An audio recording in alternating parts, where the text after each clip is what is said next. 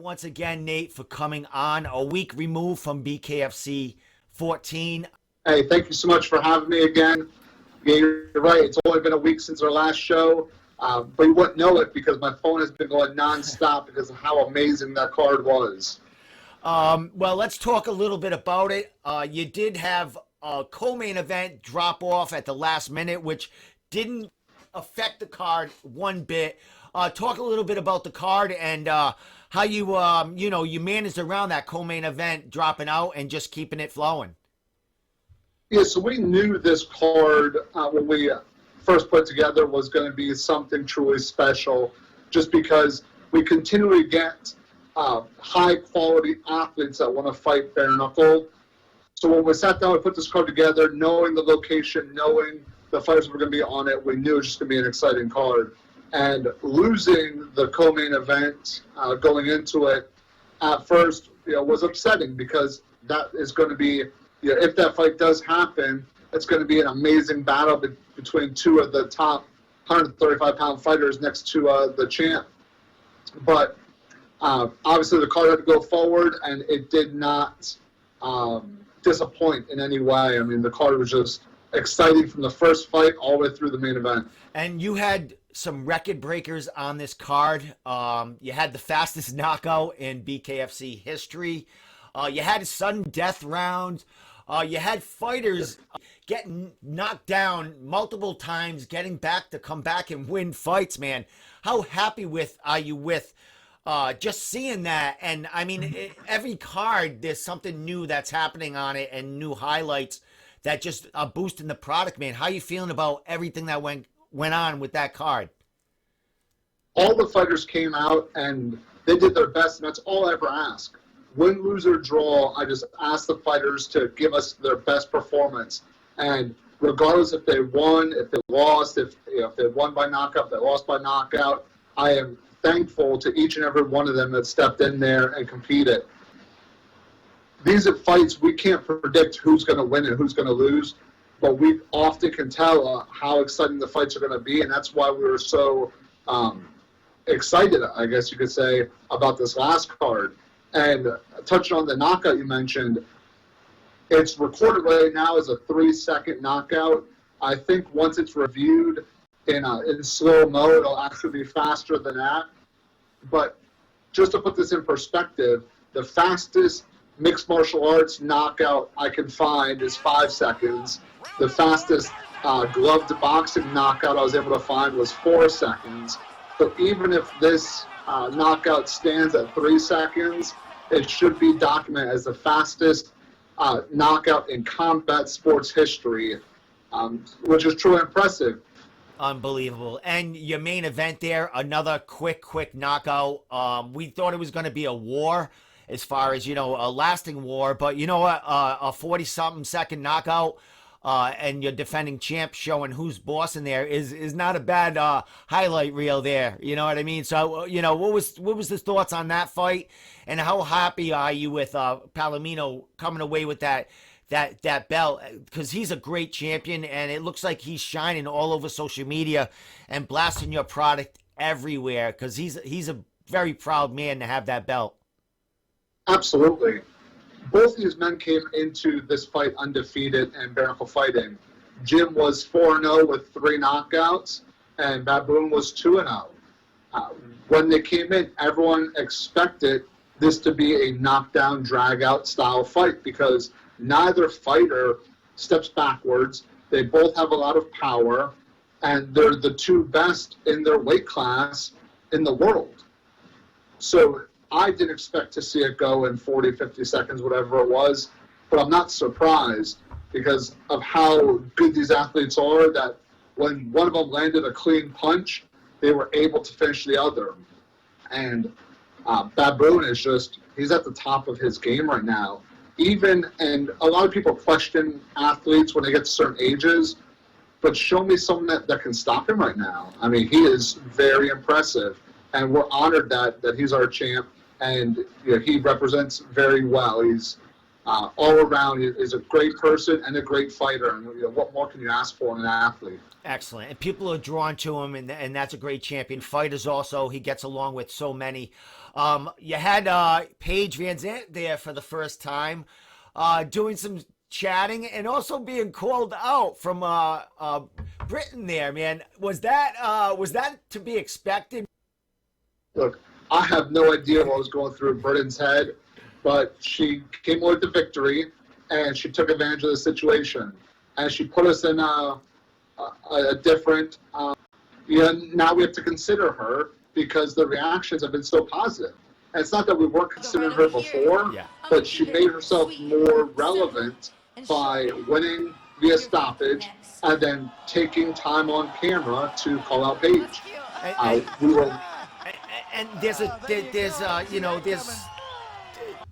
some history here because Paige fought Beck, who beat Britain, and Paige beat her, so this could be a good fight.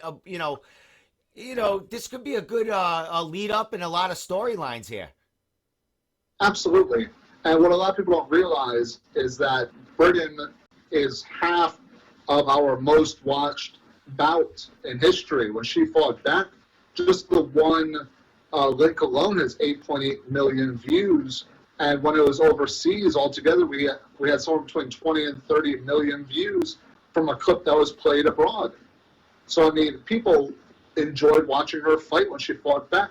So it does make sense from a marketing standpoint for her to fight Paige because obviously she draws a following and she draws viewership, and everyone already knows that Paige Vanzant is going to draw the fans to watch because at the end of the day, she was the most sought-after free agent in recent history. Excellent. And, that whether it's with Britain or not, Paige's next, her debut for the promotion will be, is that Super Bowl weekend, the Friday of? Is that when it's scheduled to take place?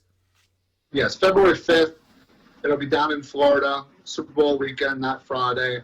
It's the place to be. Obviously, with the Super Bowl being there, that's the pinnacle for football. And then, BKFC being in town. And right now, this is kind of the pinnacle for combat sports. Everyone's hitting us up to fight.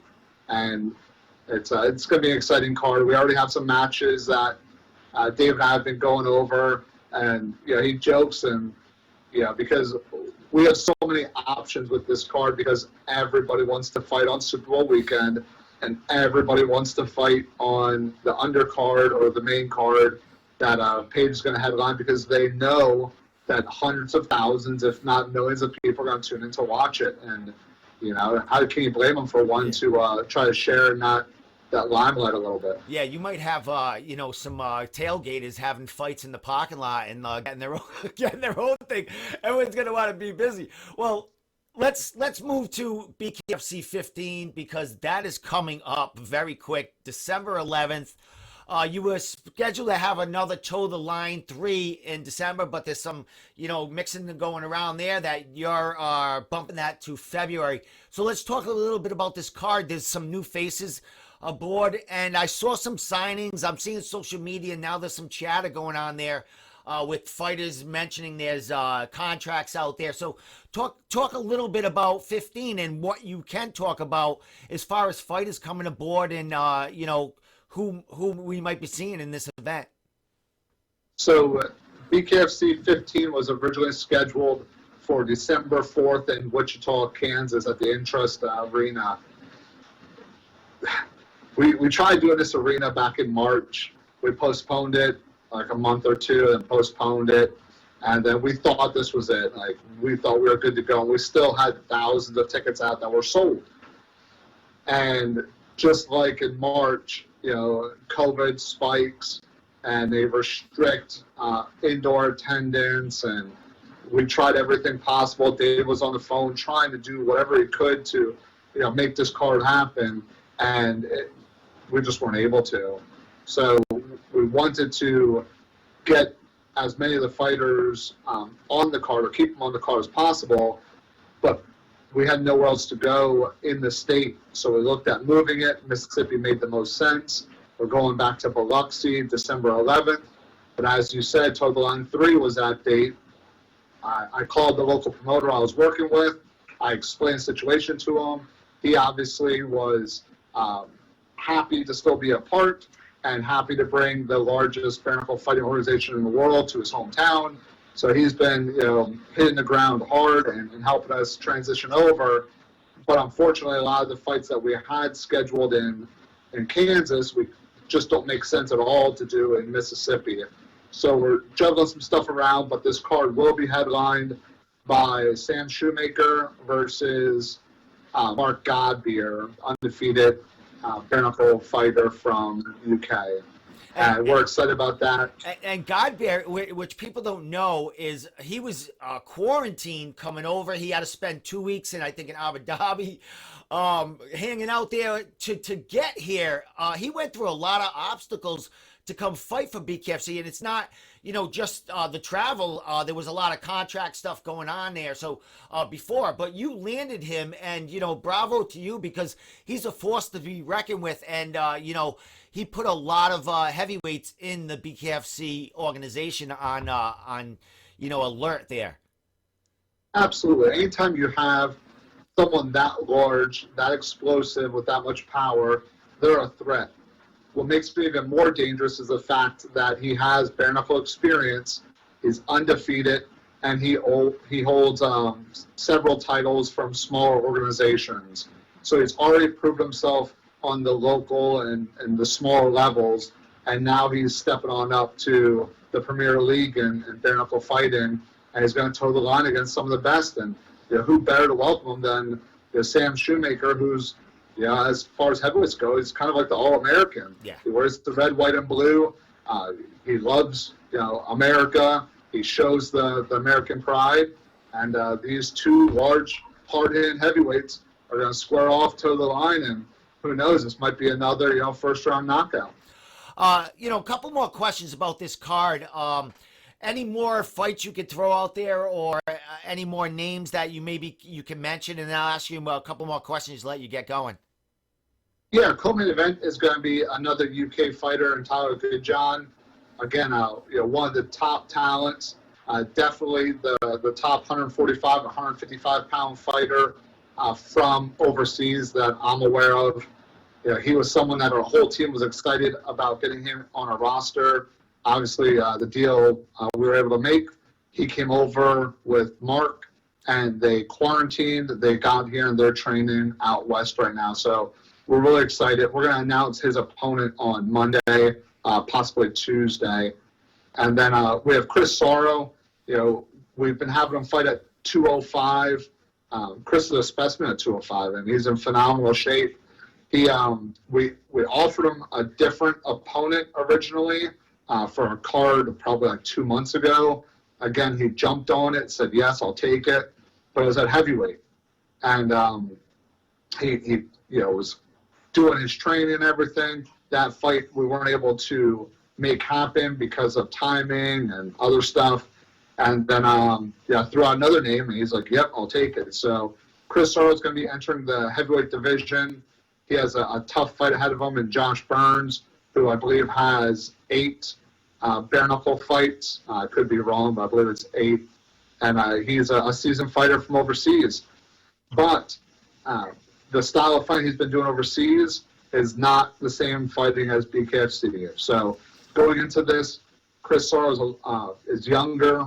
He has more experience, obviously, in the squared circle. He has a lot more experience as far as the rule sets, the time of the rounds, the number of the rounds. But Burns is no stranger to adversity. He's fought Bellator. He's fought some of the best that overseas has to offer. You guys are doing it, man, and you're doing it with class, and fighters want to fight for you that are coming from great, great promotions. And you guys are doing it. You're paying them well, and they seem to be very happy. Yeah, fighters aren't complaining, I'll tell you that. The fighters that we have, even after they fight, they're asking us, when can I fight again? Because I don't think anyone really knows how much work we put in leading up to the shows. But then when the fighters get there and they realize everything we have to do from Katie booking the travel and hotels and flights getting canceled and rebooking and, shuttles and just the little things. We're making it work. Excellent, man. Well, I'm at your disposal. You want me to talk to any of these fighters, from the beginnings to the veterans, man. I'm here for you. So there you go. Nate Shook, matchmaker for BKFC and president of Toe the Line Fight Series, coming on to give us a little info for their next card. BKFC 15 happening December 11th in Beloxi, Mississippi. Nate, always a pleasure talking to you, man. You have a great Thanksgiving, and we'll see you in December for this fabulous card you're putting on. Absolutely. Thank you. All right, my man.